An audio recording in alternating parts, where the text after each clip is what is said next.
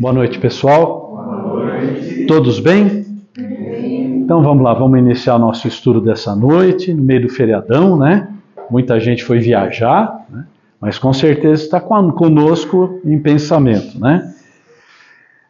Vamos lá. Nossa reflexão da noite, né? É da nossa grande amiga Joana de Ângeles, né? Mentora espiritual do Divaldo Pereira Franco. A maneira mais agradável de adorar a Deus é elevar o pensamento a Ele, por meio do culto ao bem e do amor ao próximo.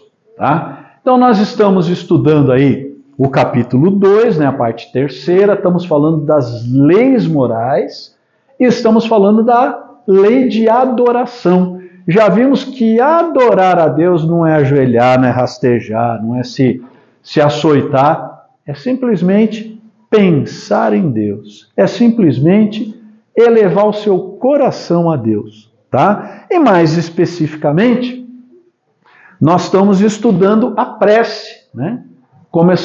Falamos primeiro da adoração e agora estamos falando sobre a prece. Falamos já 4 artigos da prece, né? Falamos que a prece, como disse bem lembrou o anjo, tem que ser de coração, não precisa ter formalidade, não precisa, vós que sóis, que não sei o que, né? Não precisa disso. É uma conversa com Deus, na adoração, na elevação do seu pensamento a Deus, né? E um bate-papo, tá? A prece dita só de boca para fora não resolve nada. Vimos aqui em várias questões que o que vale é a tua intenção e vamos continuar a ver isso. Mas antes, uma pequena piadinha, né? Temos um videozinho engraçado para a gente ver sobre a prece. Exatamente essa prece que a gente falou rápida, né? Que a gente costuma fazer de vez em quando. É isso que a gente está falando para vocês, né? A prece rápida, descabida, ele não sabia fazer. Depois, quando ele ficou emocionalmente abalado, que aí ele conversou com Deus. Puxa Deus, que bacana. Só paga uma. Puxa vida, tal. Aí ele fez uma boa prece, uma prece de coração. Aí, Tuca, obrigado. Tá bom, gente? Dúvidas? Aquele negócio daquela turminha que estava esperando ele, é o que a gente sempre fala para vocês. Nós atraímos magneticamente os espíritos nos quais estamos em sintonia. Né? Então, sempre aquela recomendação. Antes de dormir, fica longe da maquininha de fazer bobo. A maquininha de fabricar obsessor. Desliga, pega um bom livro, pega um livro bacana, faça uma leitura do Evangelho, prepare a sua noite de sono, eleve a sua vibração, para você não ficar indo com essa turminha aí, né? Ele até brinca, né? Um bando de obsessor falou, você, na verdade, você é o piorzinho deles, né? Então veja que bacana, esse grupo, né, Amigos da Luz, é um grupo espírita que faz pequenos vídeos de comédia e transmitem doutrina. E aí são várias questões doutrinárias que estão nesse videozinho aí. Tá bom, pessoal? Beleza? Então vamos retomar lá nosso estudo. Estamos falando sobre a prece. E aí a gente vai entrar lá na questão 662. Estamos avançadinhos, hein? Logo, logo a gente acaba. Pode-se com utilidade orar para uma outra pessoa? Pergunta que o Kardec fez. Kardec, como a gente sempre diz a vocês, ele era muito detalhista, muito metódico. Não foi Kardec que escreveu a doutrina espírita. Kardec organizou o quê? Ele fez as perguntas à espiritualidade superior e todas as respostas são dadas pela falange de espíritos superiores que acompanham Jesus, tá? Todas elas têm grande fundamento. Então, pode-se com utilidade orar por uma outra pessoa? O espírito de quem ora atua pela sua vontade de praticar o bem. Então, de novo ele está falando, pode, não da boca para fora. Tem que haver a vontade de praticar o bem, né? Atrai a si, mediante a prece, os bons espíritos. Gente, essa questão, o Espírito de Verdade explica para a gente como é que funciona esse negócio da prece. Como é que funciona o que Jesus nos prometeu de batei e sereis atendido, né? Então, primeiro, tem que ter a vontade de praticar o bem. Quando a gente ora para alguém, a gente atrai para a gente, mediante a prece, os bons espíritos. E estes bons espíritos se associam ao bem que você deseja fazer. Muitas vezes, né, não sei se vocês são como eu, mas muitas vezes quando a gente fica falando, eu vou fazer uma oração pelo Felipe, a gente fica imaginando um raio de luz que sai da gente, que vai pela imensidade e vai chegar lá. Às vezes é até difícil de imaginar. Não precisa de nada disso. Faça uma prece. O teu amor, a tua boa vontade, a tua vontade de fazer o bem a quem quer que seja, vai atrair bons espíritos. E esses bons espíritos vão se associar, ou seja, vão auxiliar no bem que você está desejando fazer. Tá ok? Fala, Ângela. Isso daí não cai na questão da lei de Cristo, amar o próximo como a si mesmo? Exatamente, também. Tudo está interrelacionado, né? É a intenção. O que vale é a intenção. Sempre que a gente está bem intencionado, nós estamos vibrando bem e estamos bem acompanhados. Por isso que a gente fala, pessoal, vigiai os pensamentos, né? O que o Ângelo falou bastante? Eu não vigiava. Quem se deixa dominar pelo ódio, pela inveja, pelo ciúme, pela ganância, pelo materialismo, baixa suas vibrações. Quem é que vai estar se associando a você? Não vão ser os bons espíritos. E esses espíritos infelizes, imperfeitos, adoram fazer o quê? Jogar gasolina na nossa fogueira de problemas. Tá? Ok? Então é assim que acontece. Por isso, amai ao próximo como a ti mesmo. Pensar o bem, fazer o bem. Né? São as duas leis. Amar ao Pai sobre todas as coisas e ao próximo como a ti mesmo. Né? Bom? Que vem junto com aquela, né? Não faça aos outros aquilo que você não gostaria que fosse feito para você. Vem junto com amar ao próximo como a ti mesmo. Né? Tá bom? Podem as preces que por nós mesmos fizermos, isso aqui é importante, mudar a natureza das nossas provas e desviar-lhes o curso? Nós já aprendemos aqui no Espiritismo que todos nós encarnamos com provas e expiações para serem cumpridas. Provas, aprendizados, coisas que precisamos aprender. Expiações, consequências de atos que fizemos no passado que precisamos sofrer. Ok? A lei da causa e da consequência. Então, o que o Kardec está perguntando? Se através da oração a gente consegue dar uma melhorada nisso daí, ou uma driblada nas consequências da encarnação. O que vocês acham? Depende da intenção da oração. E depende de algumas outras coisas. Vamos lá. As provas estão nas mãos de Deus. E algumas há que têm que ser suportadas até o fim. Então, pessoal, é muito difícil falar sobre reencarnação. É muito difícil. Por quê? Porque é muito complexo. Né? A gente tem um raciocínio linear, e quando a gente fala de reencarnação, o raciocínio não é linear, ele é multifacetado. Então veja, Pratiquei um ato, faço hoje. Hoje eu pego, tô como dirigente da casa espírita, começo a vender a vez da consulta, né? Começo a cobrar pela desobsessão, né? Começo a vender água. Vocês já viram isso em algum lugar, não?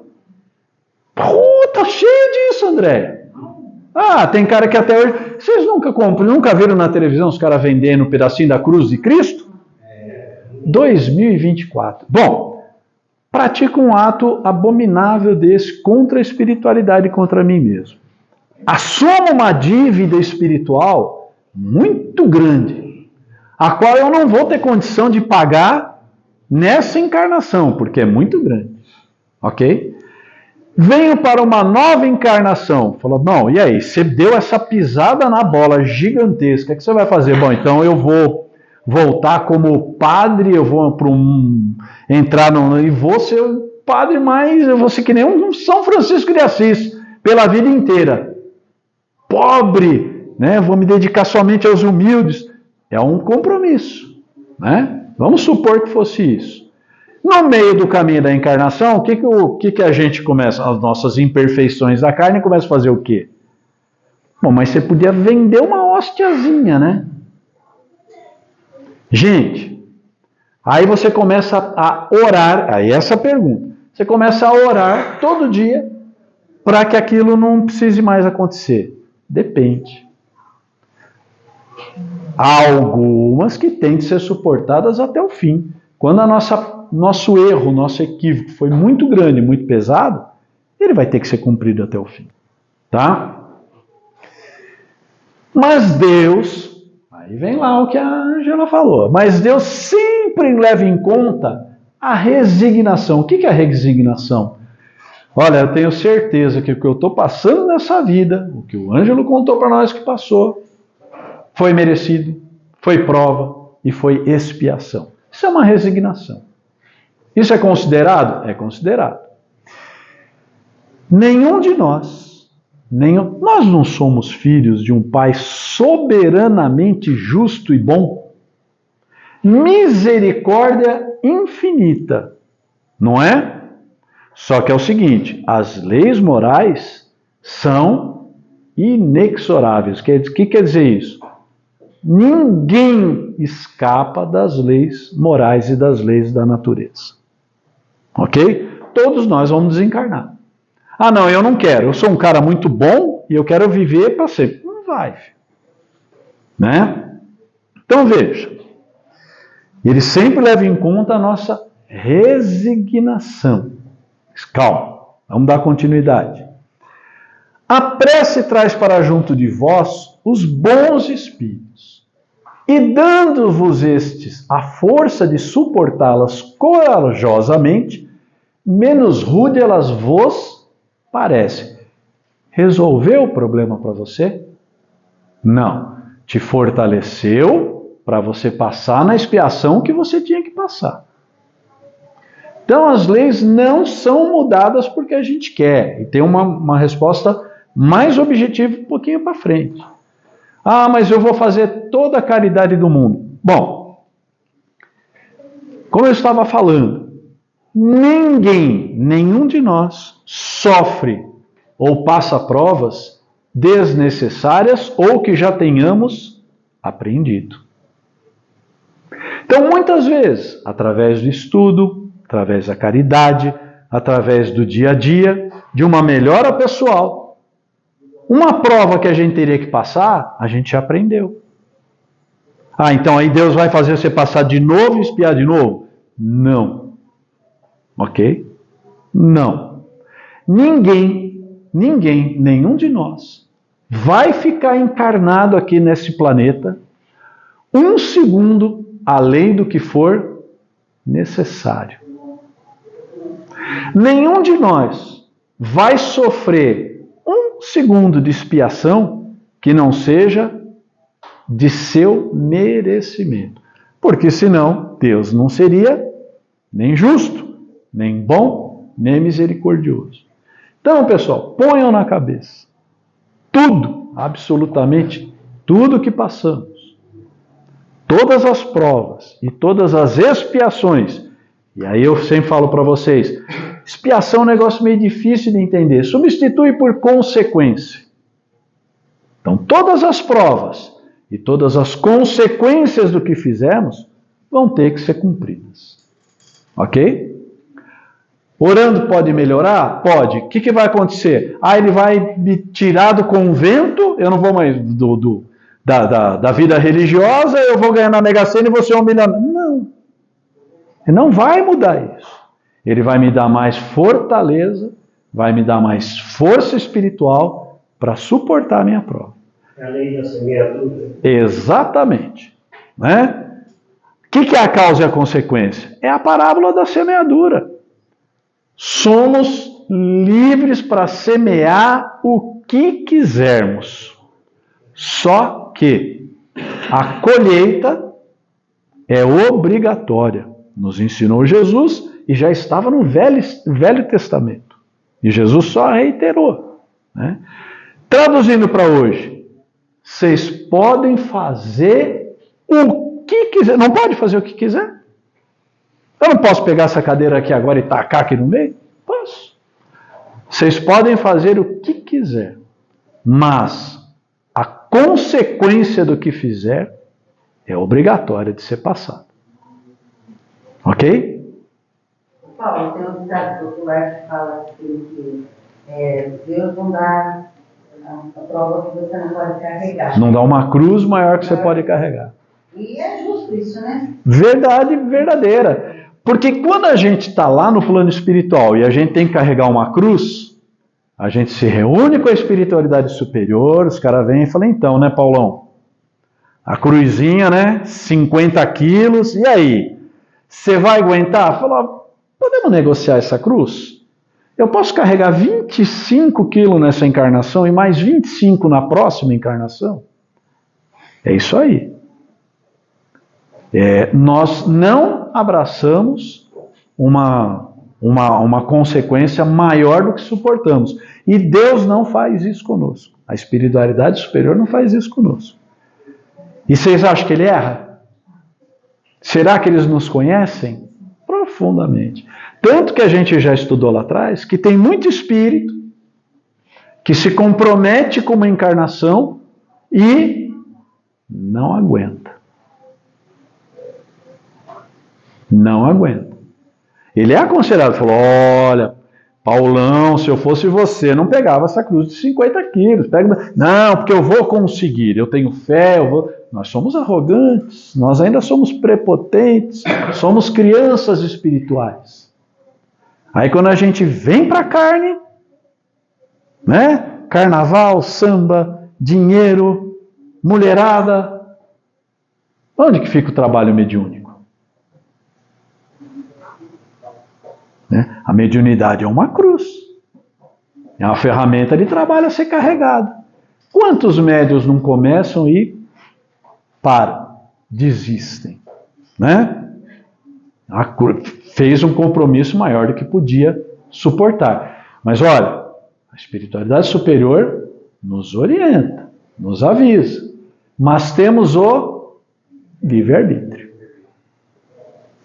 Semeadura é opcional, mas a colheita é obrigatória. Né? Temos dito que a prece nunca é inútil. Olha que interessante. Quando bem feita, porque fortalece aquele que ora, o que já constitui um grande resultado.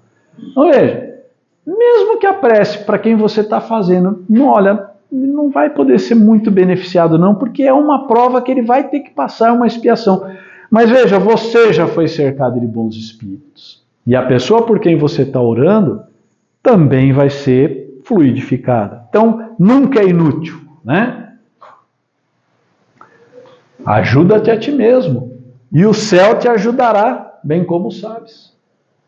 Né? Essa frase é uma frase conhecida da Bíblia. Ajuda-te a ti mesmo, e o céu te ajudará. Existe uma frase também do Emmanuel que eu gosto muito. Né? Emmanuel nos diz o seguinte: todo aquele que opere e coopere no bem, pode sempre esperar o melhor. Isso não é promessa, é lei divina. Ok? Então é isso aí, ó. Ajuda-te e o céu te ajudará.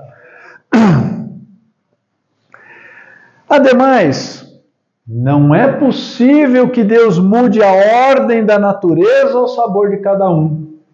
Olha, eu sou uma pessoa muito boa. A gente vê a gente pensar assim, hein? Eu sou uma pessoa extremamente boa. Eu saio de férias e começa a chover. Então o que eu vou fazer? Eu vou fazer uma oração com todo o meu coração para Deus parar a chuva. Não é possível que Deus mude a ordem da natureza ao sabor de cada um. As leis morais. Então, pessoal, muito cuidado, né, com a lei de trabalho, a lei de merecimento. Porque Jesus nos disse, batei e abrir-se-vos-á, pedi e dar-se-vos-á, mas tudo dentro da lei maior do Pai. Porque se a gente ficar levando isso ao pé da letra, então pronto, quero ganhar na Mega Sena. Ganhei? Não. Então não funciona esse negócio de religião, Jesus mentiu. Nunca. É você que não está entendendo como é que funciona a coisa. Né? Então existe um conjunto de leis, que são essas leis morais que nós estamos estudando. Porquanto o que do vosso ponto de vista mesquinho e da vossa vida efêmera, ou seja, a gente está ali numa vidinha de encarnado. Nós estamos passando... Gente, é um segundo da eternidade.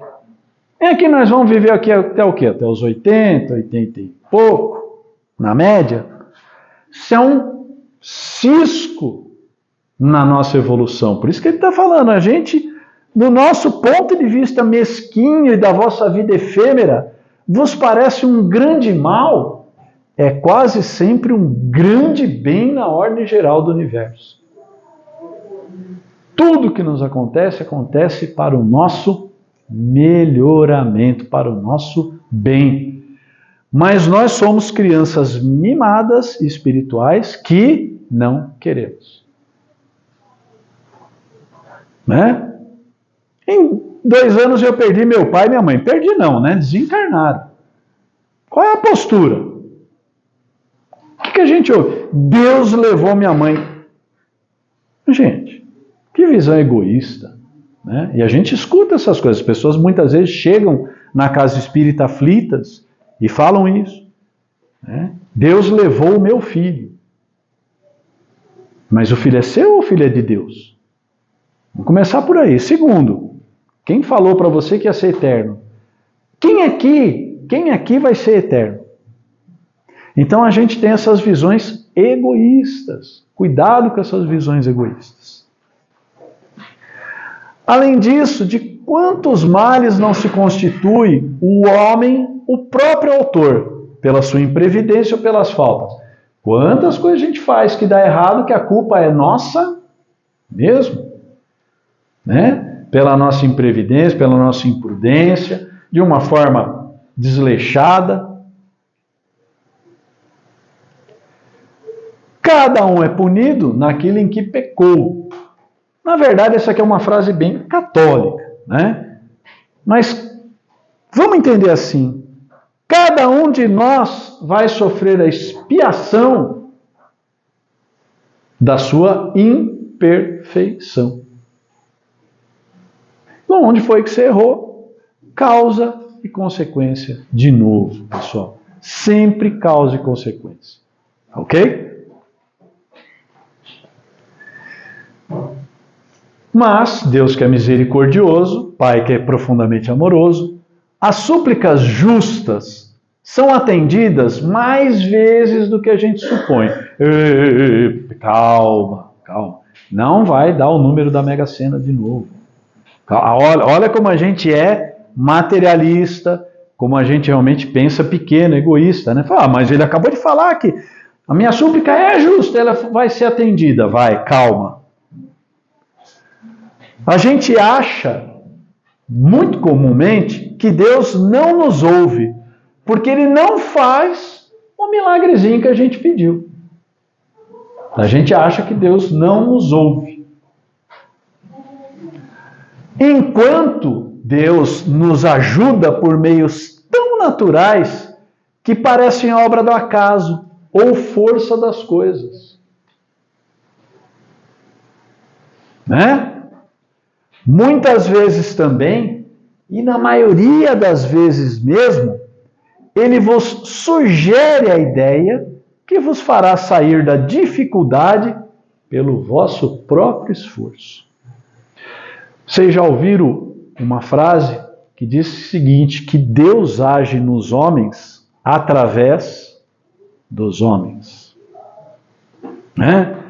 Olha, eu estou com uma doença que não se cura, que não passa. Deus, me cura. Olha, essa doença aí é uma expiação de outra encarnação. Ok? Você vai ter que chegar até o final com ela. Você vai ter que passar por essa expiação. Mas, como a súplica é justa, eu vou fazer diferente. Eu vou botar acidentalmente no teu caminho um médico que vai te esclarecer e vai te aliviar. Pronto. E você ainda vai achar que foi coincidência. Sorte. A gente aqui costuma... Tudo é sorte, né? Já estudamos isso, hein, pessoal? Não existe sorte e não existe azar. Existe causa e consequência. Não existe sorte e não existe azar. Existe a atuação da espiritualidade bondosa ou dos espíritos perversos. Fazendo os pequenos milagres? Não. Nos intuindo, nos orientando. Tá ok? Deixa eu ver se é só isso aí. É só isso daí. Por hoje a gente vai encerrar, porque nós já deu o nosso tempo. Alguém quer perguntar alguma coisa? Eu quero. Vai lá, Valéria. Eu sempre tenho uma dúvida. Como é falado, eleve o pensamento a Jesus, pode ser uma prece, pode ser uma imagem. Do jeito, pode ser um bate-papo, pode ser uma imagem. Você pode imaginar uma figura, você pode imaginar uma imagem. O que é importante? É você pensar. E, gente, nós não temos noção de como funciona o nosso pensamento no plano espiritual. Ele é muito mais efetivo do que a gente pensa. Tá? Então não há problema. Você pode pensar em Jesus do jeito que você quiser. A mensagem vai chegar. Agora, o importante é o seguinte. Qual a mensagem que vai chegar? Aquela que está saindo do teu coração. Tá ok? Né? Se você quiser... todos os caminhos levam a Deus, não é verdade? A casa de meu pai tem muitas moradas. O que é que importa, como a gente viu? Qual é o teu coração? Qual é a tua intenção? A tua intenção é bondosa, é de orar a Deus, é de adorar, é de fazer uma prece? Tá ok. Porque, gente, Jesus ensinou a prece do Pai Nosso. Vocês sabem que é a única, né, que Jesus nos ensinou. Porque os apóstolos eram pessoas muito simples. Muito simples. A maioria não sabia ler. A maioria não escrevia. A grande maioria deles. A maioria não tinha uma escolaridade. Ele pegou o quê? Pegou pessoas simples, né? Diz a Bíblia, né? Deus não escolheu os capacitados. Ele capacitou os escolhidos. Então, os apóstolos eram pessoas, para usar uma palavra muito toscas. E aí, Jesus, como que a gente reza? Então, Jesus deu uma fórmula simples, 7 versos, curto e grosso, objetivo, para não ter... Mas, é só através dela que a gente ora? Não. Não. Qualquer... Elevou Deus, boa noite. Olha, hoje eu estou feliz, o dia foi bacana. Pô, a gente conseguiu ter um estudo legal na casa. Pronto, Isso é uma prece. É uma prece. Fala, Ângela. Ave Maria. A Ave Maria é uma saudação também a Maria feita pelos homens. Pelos homens. O credo, pelos homens. Mas, no caso, Maria é um espírito elevado, né? Sim, o espírito de luz. É válido a prece também. Claro que é. A prece que a gente tem no espírito elevado, né? Sim, claro que é. É válido. Qualquer prece. A gente no final do Evangelho segundo o Espiritismo tem várias formas de preces. Sabe? Tudo é uma forma que falou, eu não sou muito bom de que nem o cara falou no filme, né? Eu me enrosco com os sois, com os vós, com os tuis. Como é que eu faço? É simples, mas para quem tem dificuldade, tem muita coisa pronta. O que não pode? Decorar e ler, tá bom. Porque não vai ter efeito. Né? Vale muito mais aquela pessoa que está numa situação muito ruim ou muito boa e falar: Deus, hoje foi legal. Olha que prece maravilhosa. Deus, hoje eu precisei de você. Maria Santíssima, me socorre. São Judas Tadeu das causas, todos eles são espíritos elevados. Né? Nós da doutrina espírita não damos o nome de santos. Mas eles existem? Existem. Maria Santíssima, elevadíssima. Divaldo Pereira Franco nos conta histórias maravilhosas do trabalho que Maria Santíssima faz, descendo ao umbral, recolhendo espíritos no umbral. Né? Falou, como é que é isso? É isso, são espíritos de puros, são espíritos da falange de Jesus. Tá? Pois não, Daniel. Oi? Uma experiência que a gente passa na cabine, né, que todo mundo que passa na cabine, ainda até o irmão pegou a impressão que sempre fazer prece, que muita gente deixa de fazer essa prece. Então, isso que é muito importante, né? Então, a gente vê que isso faz com que melhore muitas situações, né? Sim. Então, eu falo muito disso, que as pessoas deixam de fazer isso, nem só buscar, mas quer se agradecer, quer se ter essa intimidade com Deus. É isso aí. Os próprios irmãos. Então, o Daniel auxilia cabines na terça-feira. Ele está comentando que lá nas cabines os irmãos espirituais são muito contumazes em falar, meu, precisa ter mais oração, precisa ter mais uma prece. Por quê? O que é orar? Orar é se ligar com Deus, é elevar, gente, é juntar com quem? Com os bons. O que a gente está fazendo aqui hoje? Nossa, eu vou de segunda-feira lá, é 1 hora de falação, mas eu me sinto bem. É a vibração, é a elevação espiritual de todos nós juntos. Juntos. Nossa, depois eu tomo passe e fico melhor ainda. Tudo isso faz parte do trabalho. É a prece, a oração. O que a espiritualidade tem falado muito, né? Agora que já estouramos um pouquinho. Pessoal, evangelho no lar. Sempre que tiver oportunidade, faça o evangelho no lar. Garrafinha d'água, copinho d'água, se estiver sozinho. Paulo, ninguém quer fazer comigo em casa. Nós moramos em 18 lá.